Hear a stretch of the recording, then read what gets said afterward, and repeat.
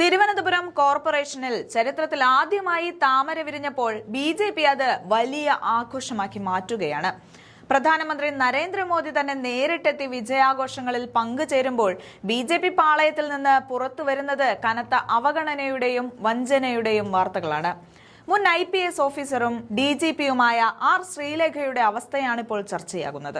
ആർക്കും വേണ്ടാതെ വേദിയുടെ മൂലയിൽ ഒറ്റപ്പെട്ടു നിൽക്കുന്ന ശ്രീലേഖയുടെ ദൃശ്യങ്ങൾ ബി.ജെ.പിയുടെ രാഷ്ട്രീയ തന്ത്രങ്ങളുടെ ഇരയാക്കപ്പെട്ട ഒരു ഉദ്യോഗസ്ഥയുടെ ദയനീയ ചിത്രം നമുക്ക് കാട്ടിത്തരുന്നുണ്ട്.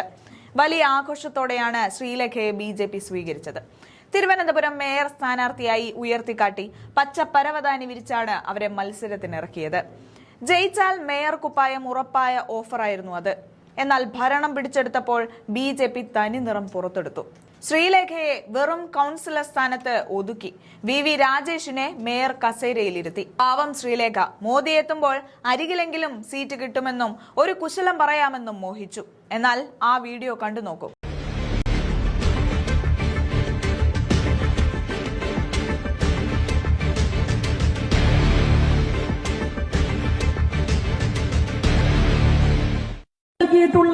ഒറ്റ വാക്കിൽ നന്ദി രേഖപ്പെടുത്തിക്കൊണ്ട് ഞാൻ എന്റെ വാക്കുകൾ നിർത്തുന്നു.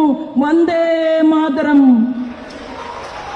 തിരിഞ്ഞു നോക്കാൻ പോലും ആരുമില്ലാതെ വട്ടം ചുറ്റുന്ന ഒരു മുൻ DGP താൻ വഞ്ചിക്കപ്പെട്ടുവെന്ന് മനസ്സിലാക്കിയതോടെ ശ്രീലേഖ ബി.ജെ.പി. നേതൃത്വത്തിന് വലിയ തലവേദനയായി മാറിയിരിക്കുകയാണ്. ശാസ്തമംഗലം കൗൺസിലറായി ഒതുങ്ങാൻ താൻ തയ്യാറല്ലെന്ന കൃത്യമായ സൂചനയാണ് അവർ നൽകുന്നത്. കോർപ്പറേഷൻ സ്ഥിര സമിതി അംഗങ്ങളുടെ തെരഞ്ഞെടുപ്പിൽ ശ്രീലേഖയുടെ വോട്ട് അസാധുവായത് ബി.ജെ.പിയെ ചൊടിപ്പിച്ചിട്ടുണ്ട്. വോട്ടിംഗ് സ്ലിപ്പിൽ ഒപ്പിടാതെ വോട്ട് അസാധുവാക്കിയത് മനഃപൂർവ്വമാണെന്നാണ് പാർട്ടിക്കുള്ളിലെ സംസാരം.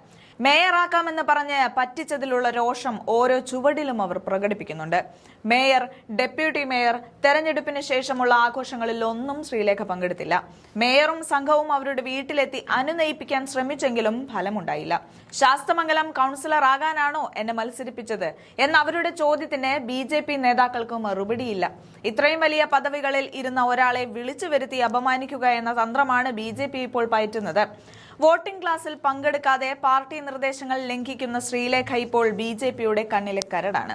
എന്തായാലും ഉദ്യോഗസ്ഥ ഭരണത്തിൽ സിംഹമായിരുന്ന ആർ ശ്രീലേഖ ഇന്ന് രാഷ്ട്രീയത്തിന്റെ ചതിക്കുഴികളിൽ വീണ് പതറുകയാണ്. ബി.ജെ.പിയുടെ താൽക്കാലിക ലാഭത്തിനു വേണ്ടി ഉപയോഗിക്കപ്പെട്ട ഒരു കരു മാത്രമായി അവർ മാറി.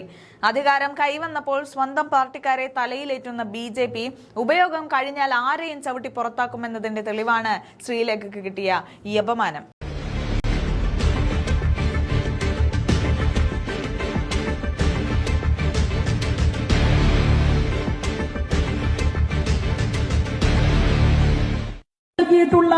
ഒറ്റ വാക്കിൽ നന്ദി രേഖപ്പെടുത്തിക്കൊണ്ട് ഞാൻ എന്റെ വാക്കുകൾ നിർത്തുന്നു. വന്ദേ മാതരം.